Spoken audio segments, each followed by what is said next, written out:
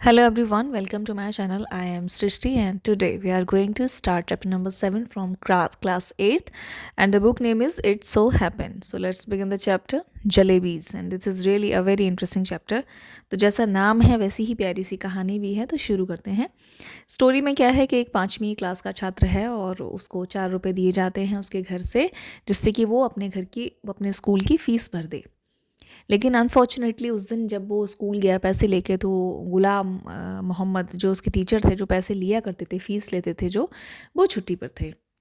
सारा दिन पैसे जो है पॉकेट में पड़े रहे। अब जैसे ही छुट्टी में वो अपने गेट पे आया बाहर निकला पैसे जो थे वो खनकने लगे।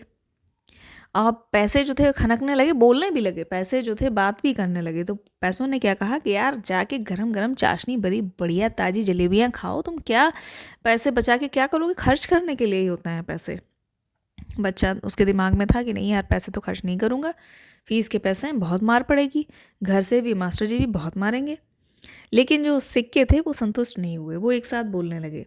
बालक ने चारों सिक्कों को पकड़ा कसके और जैसे ही उसने पकड़ को ढीला किया तब फिर से एक सिक्का बोल पड़ा कि यार तुम्हारी जलेबी खाने की इच्छा नहीं है क्या? तुम्हें कल स्कॉलरशिप मिलेगी, छात्रवृत्ति मिलेगी, उसके 4 रुपये मिल जाएंगे, उससे तुम फीस दे देना अपनी, अभी तुम जलेबी खा लो। बच्चे को समझ में आया कि यार बात तो सही है, ठीक है, कोई दिक्कत की बात नहीं है इसमें। उसके मुंह में पानी आ गया।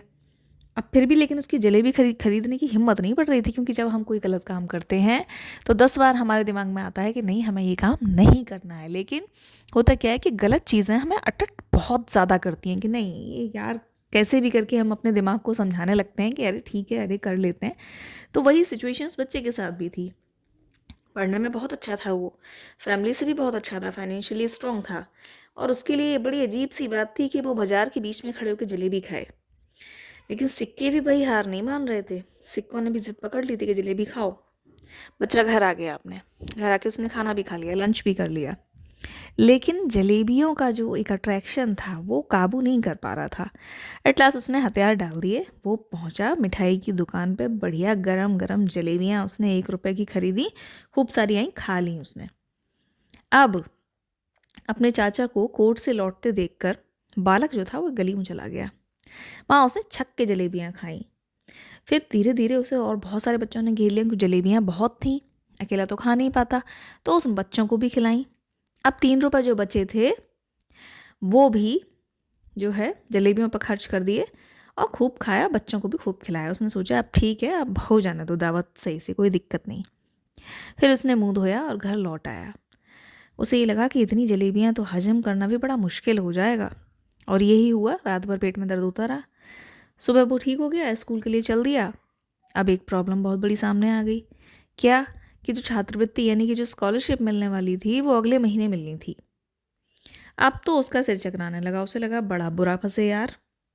उसको स्कूल की जो टिफ़िन की घंटी लगी तो वो रेलवे स्टेशन पहुंचा। जो लंच हुआ तो रेलवे स्टेशन पहुंचा। अब बहुत टेंशन में था, ये अब क्या होगा। तो जो जलेबी पे खर्च किया था पैसा, अब वो उसको बहुत भारी पड़ने लगा। अब उसे टीचर का बैंत याद आया, डंडा जो लगा, अब तो मार पड़ेगी बहुत ढंग से।